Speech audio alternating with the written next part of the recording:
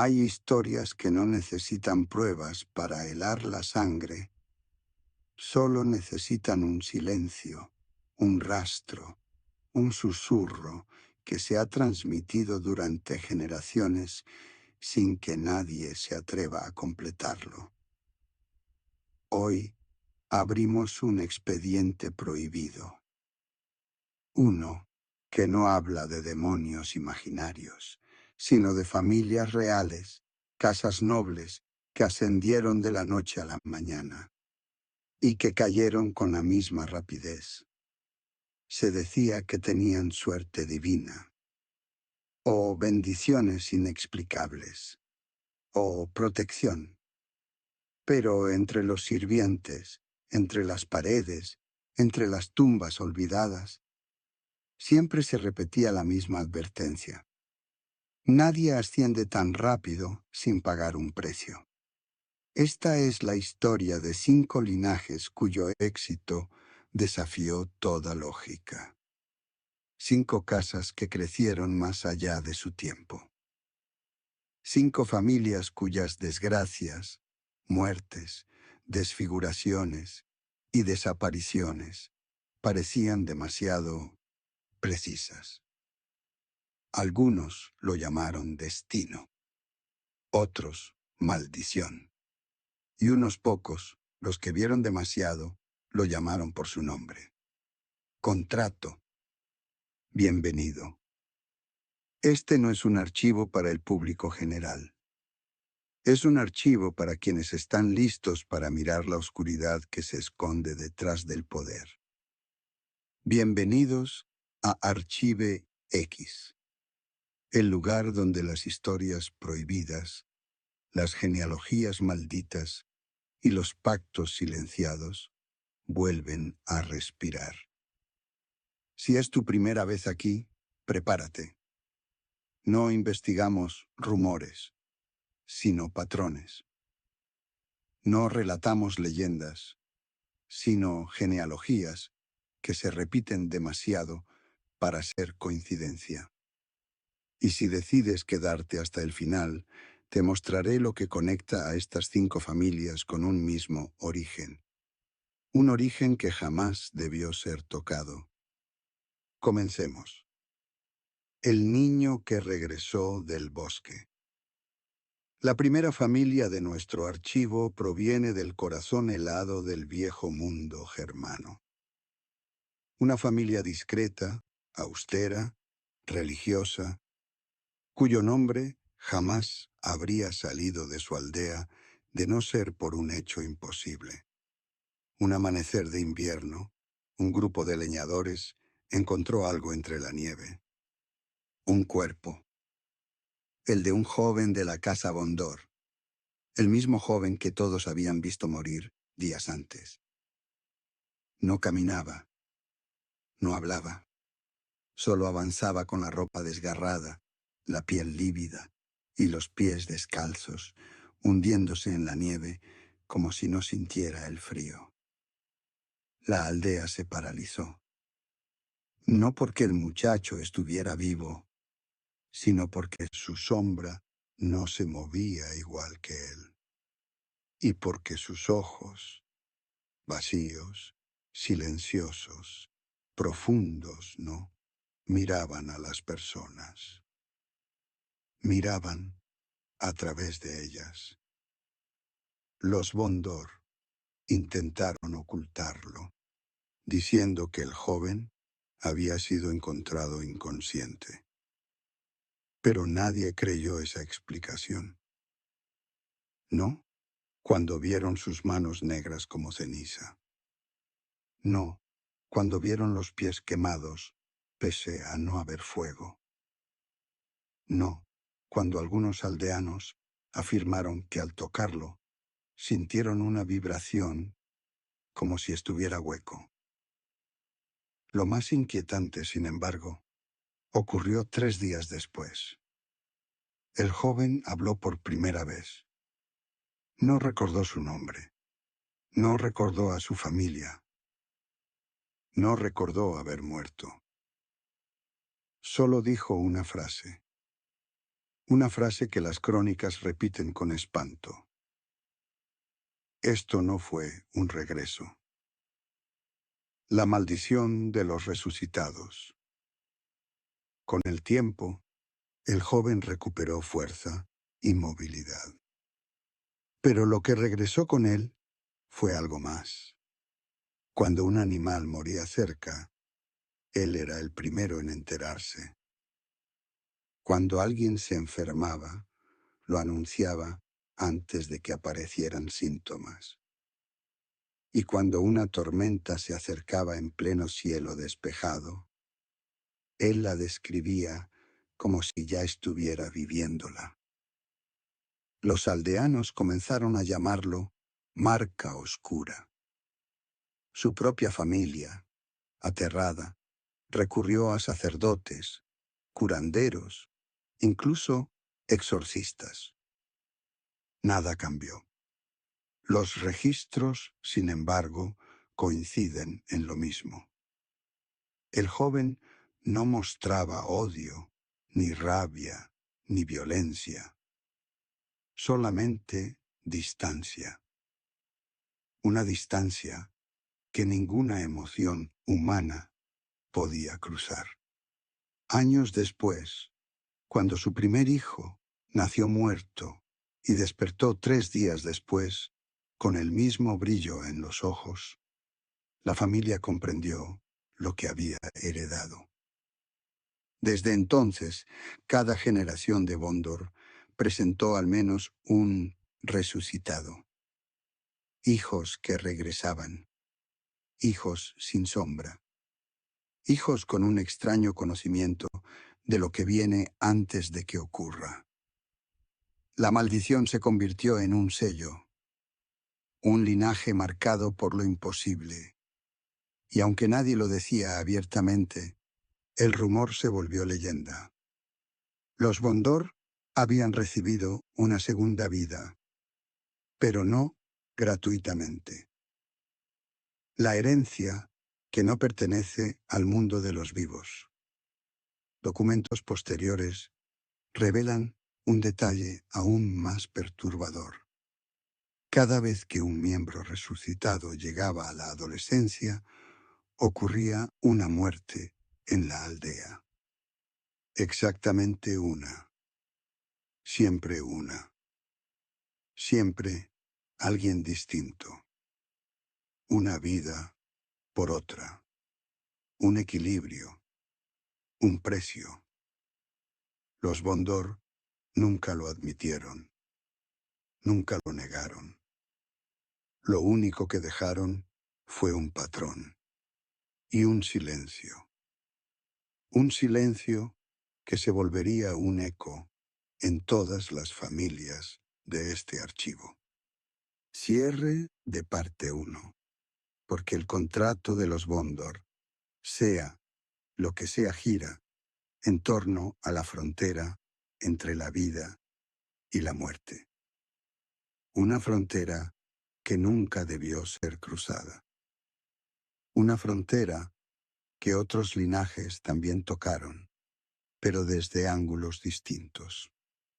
Y ahora que comprendemos cómo opera un contrato basado en la resurrección, podemos avanzar al siguiente. Un contrato basado no en la vida, sino en el nombre.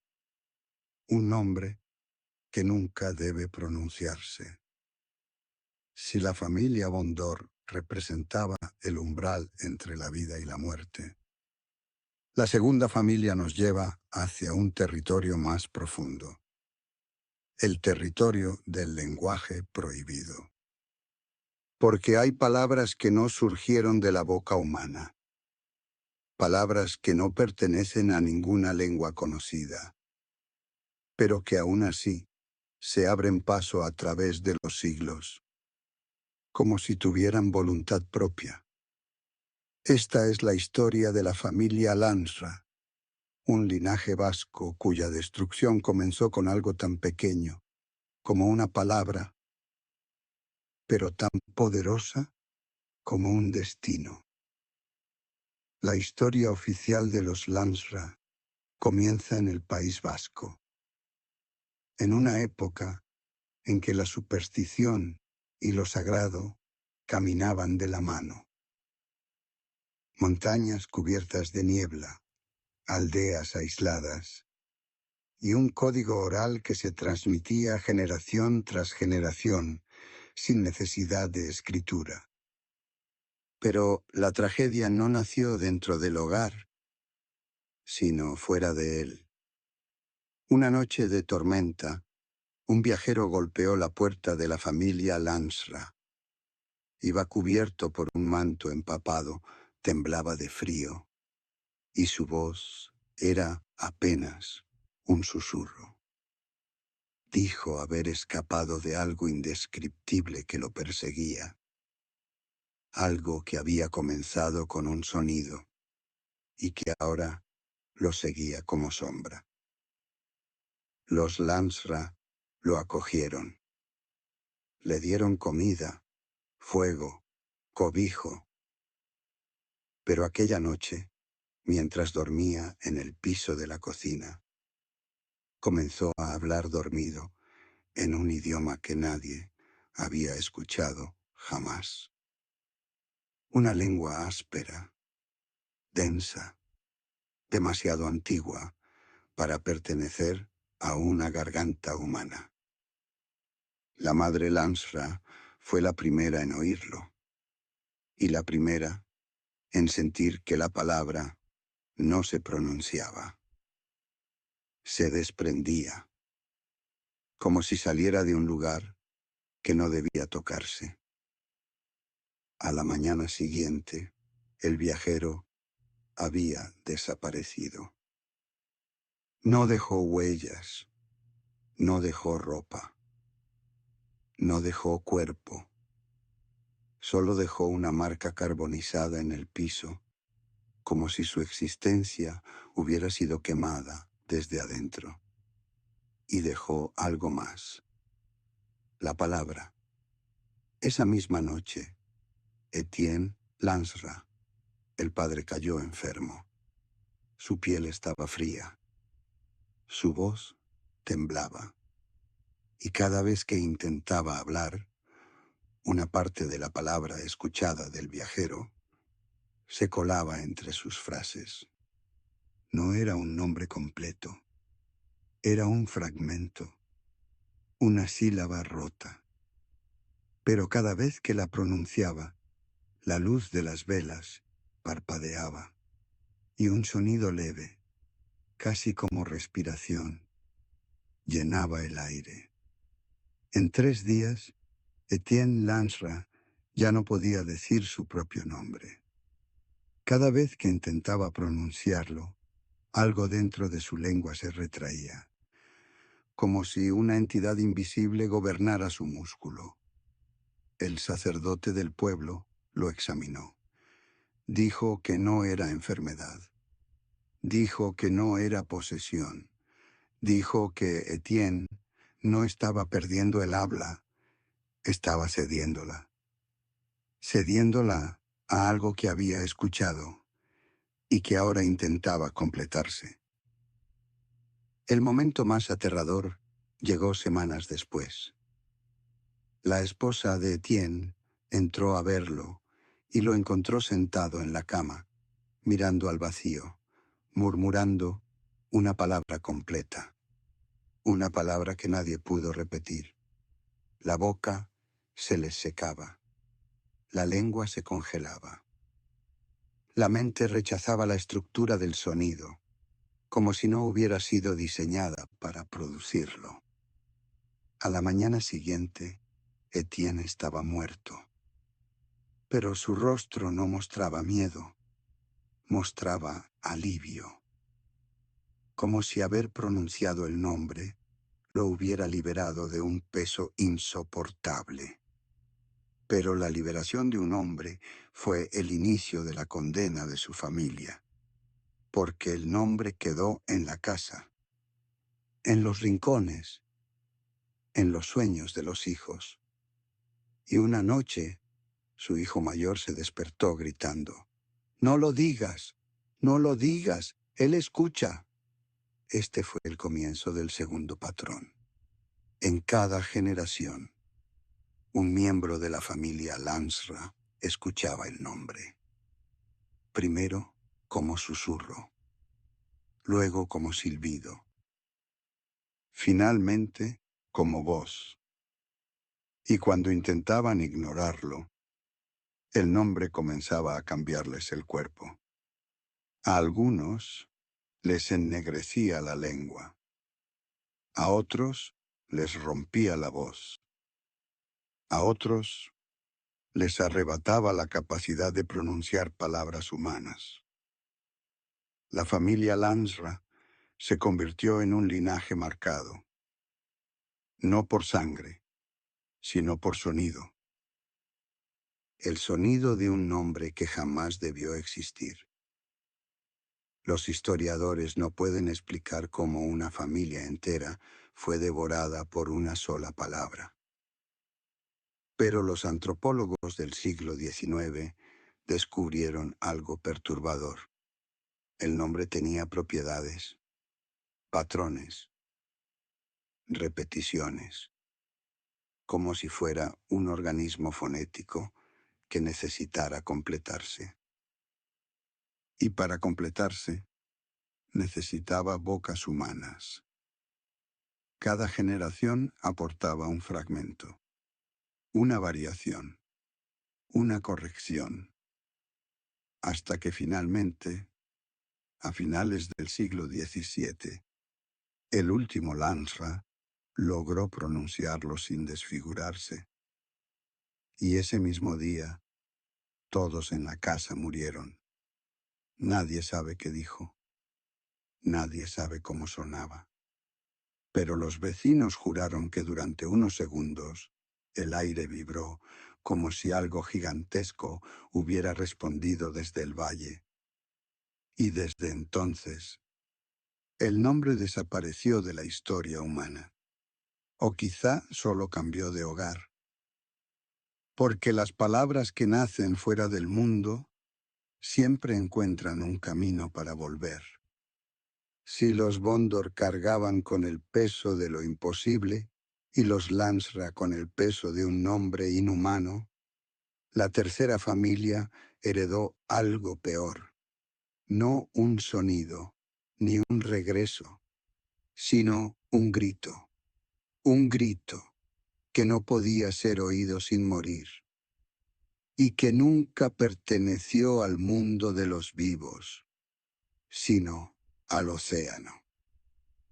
La mujer en el acantilado, Irlanda del siglo XVI. Acantilados altos como murallas. Viento que corta la piel. Un mar inmenso que parece tener memoria. Aquí nace la tragedia de los O'Connell. Una noche, un pescador aseguró haber visto a una mujer de cabello largo y vestido oscuro, de pie en el borde del acantilado. Pero había algo extraño en ella. No se movía con el viento. No respiraba. Y su rostro no tenía rasgos humanos definidos. El pescador retrocedió, aterrado. La mujer abrió la boca para gritar, pero no emitió sonido. Y aún así, el pescador cayó al suelo, con sangre saliendo de sus oídos. A la mañana siguiente, fue encontrado muerto, con una expresión congelada de terror. El primero con él murió así, pero no sería el último. La maldición de los O'Connell no era un llanto, no era una banshee tradicional, era algo más profundo. Los registros indican que cada vez que un miembro de la familia estaba por morir, el resto de los O'Connell escuchaba un sonido imposible de describir. Algunos hablaban de un lamento, otros de un rugido, otros simplemente decían, No fue un sonido, fue una presión, un golpe directo al alma. Nadie lo oía con los oídos, se oía por dentro. Y cuando llegaba, nadie podía detenerlo. Algunos se arrodillaban, otros gritaban, otros se desmayaban, pero todos sufrían la misma consecuencia. Perdían algo de sí mismos: memoria, visión, juicio, cordura. La familia O'Connell podía crecer en número, pero cada grito los vaciaba un poco más, hasta que casi no quedó nada, solo una sombra de lo que fueron. El final llegó una tarde de tormenta, cuando la más joven de los O'Connell, Ean, comenzó a gritar sin emitir sonido. La familia acudió a su habitación. Ella estaba de pie, mirando la ventana, con la boca muy abierta, pero ningún ruido salía. Afuera, la lluvia golpeaba el techo. Dentro, las paredes temblaban. Y entonces ocurrió. Una presión invisible los lanzó al suelo. Los vidrios se rompieron. Las lámparas cayeron. Sus oídos sangraron. El grito había llegado. El último. El definitivo. Cuando todo terminó, Ean estaba muerta. Y cada miembro restante de la familia había perdido la capacidad de escuchar su propio nombre. Era como si su identidad hubiera sido arrancada de raíz. Los registros concluyen que los O'Connell no tenían un contrato con un ser infernal, sino con algo marino, algo que se alimenta de voces, algo que no deja eco. 3 familias, 3 maldiciones, 3 contratos imposibles de romper. Un linaje marcado por la resurrección, otro marcado por un nombre prohibido y otro perseguido por un grito que desgarra la identidad. Pero las 2 familias que faltan no heredaron muerte, heredaron ambición, poder, ascenso y un precio tan alto que su caída sigue siendo recordada siglos después. Borgia y Hunyadi Sapolleya. La historia más oscura está por comenzar. Cuando uno estudia la historia oficial de Europa, hay un apellido que aparece entre guerras, coronas, traiciones y cadáveres envueltos en seda. Un apellido que brilló demasiado rápido, como una llama encendida con aceite, no con madera. Ese apellido es Borgia. Y aunque la Iglesia intentó borrar muchas de sus historias, hay algo que jamás pudieron eliminar: la sensación de que ninguna familia asciende de esta forma sin haber hecho un trato. Los cronistas lo adornaban como talento político. Los enemigos lo llamaban ambición desmedida. Pero los sirvientes, esos que veían lo que no debía verse, tenían otra palabra: hambre. Un hambre que no se calmaba con poder, ni con territorios, ni siquiera con sangre. La historia comienza con Rodrigo Borgia mucho antes de ser papa. Dicen que en su juventud, durante una noche sofocante en Valencia, escuchó una voz mientras rezaba. No era angelical, tampoco era demoníaca, era algo intermedio, un susurro que golpeaba por dentro, como si hubiera nacido en los huesos. Esa voz no ofrecía gloria espiritual, no ofrecía perdón. Solo preguntó una cosa: ¿todo o nada? Rodrigo aceptó sin entender, pero el precio se reveló pronto. Cada decisión que tomaba parecía perfecta. Cada enemigo caía justo a tiempo. Cada aliado aparecía donde debía. Pero nada era gratuito. Lo que aumentaba en influencia disminuía en humanidad. Cuando finalmente se convirtió en el hombre más poderoso de la Iglesia, ya no quedaba rastro de quién había sido. Había dado tanto de sí mismo que parecía un recipiente vacío, solo sosteniendo algo que miraba desde dentro. Su hijo César heredó ese mismo vacío, pero con un giro. César no tenía miedo de nada excepto del silencio. Dormía con lámparas encendidas, rodeado de guardias. No le temía a los ejércitos enemigos, sino a la ausencia de sonido. Decía que cuando todo estaba quieto, escuchaba pasos detrás de él, no pasos humanos, pasos largos, arrastrados, como si algo caminara desde una habitación demasiado antigua para existir. La gente explicaba esto como paranoia, como estrés, pero los sirvientes sabían la verdad. Esas noches, la sombra de César no coincidía con su cuerpo. Era más grande, más delgada, separada por milímetros, como si no quisiera pegarse demasiado a él. Y lo más inquietante ocurría cuando César perdía el control. Cada vez que la ira lo dominaba, los objetos cercanos vibraban. A veces se rompían, a veces las velas se apagaban sin viento, como si algo invisible exhalara a través de él. Una fuerza que no pertenecía a ningún mundo conocido.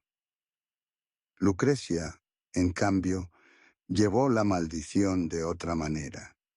Se decía que su belleza era sobrenatural, casi amenazante, pero lo que realmente aterraba era su reflejo.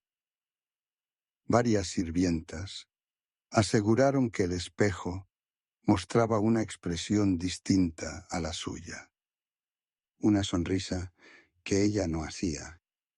Un destello en los ojos que no coincidía con su cara real. La familia lo ocultó, claro, pero una de las sirvientas desapareció después de contarlo.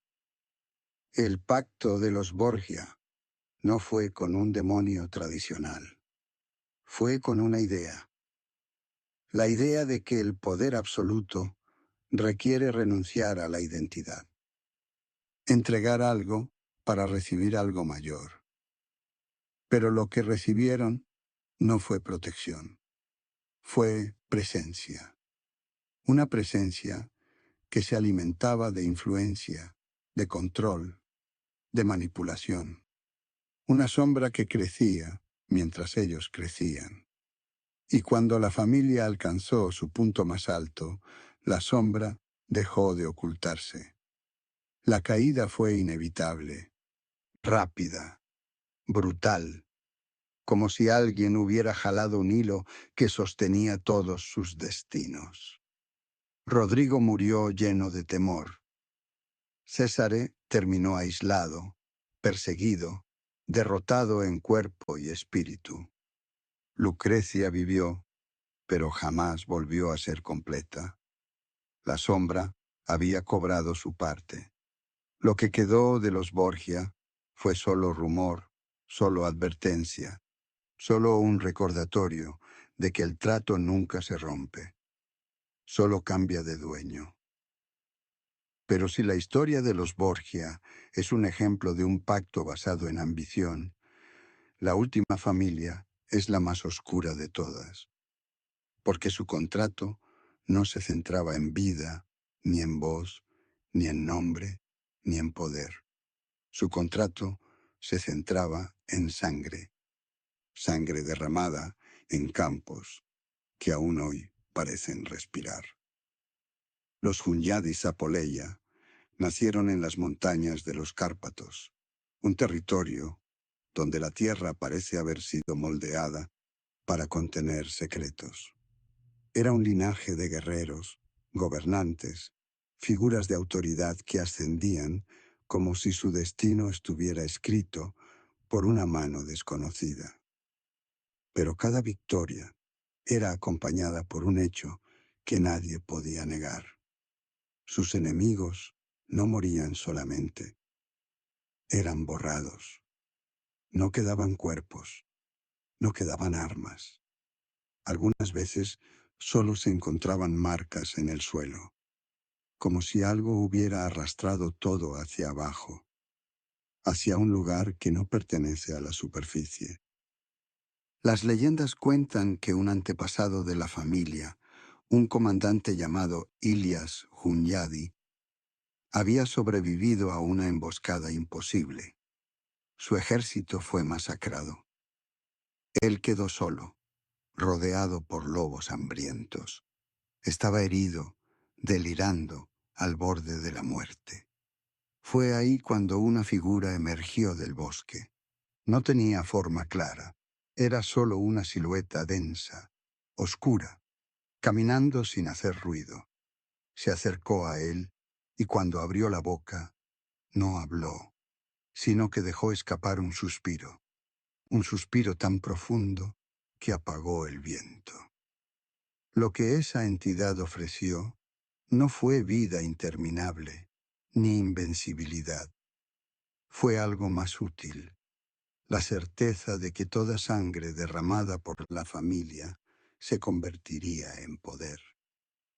Que mientras ellos mataran, mientras ellos derramaran sangre en nombre propio, la entidad permanecería alimentada. Y a cambio, ningún enemigo podría destruir su linaje. Esto funcionó durante casi 2 siglos. Las guerras de los Hunyadi eran rápidas, decisivas, inexplicables. Los soldados rivales caían sin heridas visibles. Algunos parecían morir de miedo, otros de agotamiento. Solo algunos tenían marcas en el pecho, como si dedos enormes, invisibles, los hubieran aplastado. Pero la maldición nunca se queda sin cobrar. Y en este caso, el precio fue más cruel que en cualquiera de las familias anteriores. La sangre que los protegía también empezó a reclamar sangre dentro de ellos mismos. Los Zapoleya, rama extendida del linaje, comenzaron a morir jóvenes. Les sangraba la nariz sin razón. Se desmayaban. Sus corazones fallaban sin explicación. Era como si la misma entidad que los había fortalecido ahora los drenara desde adentro, reclamando aquello que se le debía. Aunque intentaron romper el contrato, fue imposible. La fuerza no era demoníaca. No respondía a plegarias, ni a rituales, ni a exorcismos. Era más antigua que todo eso. No pedía adoración, solo equilibrio. Cuando el último heredero de los Hunyadi murió sin descendencia, muchos creyeron que el contrato había terminado. Pero la tierra, alrededor de su castillo, siguió emanando calor durante días, como si algo hubiera emergido, caminando bajo la superficie, buscando un nuevo linaje. Uno que entendiera que la sangre es solo otro tipo de lenguaje. 5 familias, 5 tragedias, 5 contratos distintos, pero todos unidos por el mismo patrón. Cada uno tocó un límite que no debía tocarse. Los Bondor cruzaron la frontera de la vida. Los Lansra pronunciaron un nombre que no era humano. Los O'Connell escucharon un grito que no provenía del mundo vivo. Los Borgia entregaron su identidad a cambio de influencia. Los Hunyadis Apoleia hicieron de la sangre su moneda. Y si algo conecta a estas 5 historias, no es el demonio, no es la entidad, no es el mito, es el precio. Un precio que nunca se paga una sola vez. Un precio que, de alguna manera, siempre encuentra la siguiente generación. No sabemos si los contratos fueron heredados, impuestos o aceptados. Lo único que sabemos es esto. Nadie obtiene algo extraordinario sin entregar algo extraordinario. Y en estos casos, lo entregado fue demasiado profundo para recuperarse. Si has llegado hasta aquí, si has seguido estas historias conmigo, es porque parte de ti sabe que los mitos no existen sin origen. Y que en algún punto de la historia humana, alguien abrió una puerta que nunca debió abrirse. Las familias murieron. Los pactos se quebraron. Pero las puertas no siempre se cierran.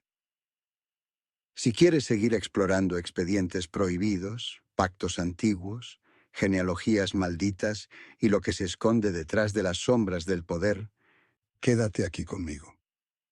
Suscríbete a ArchiveX, deja tu comentario y prepárate para el próximo expediente.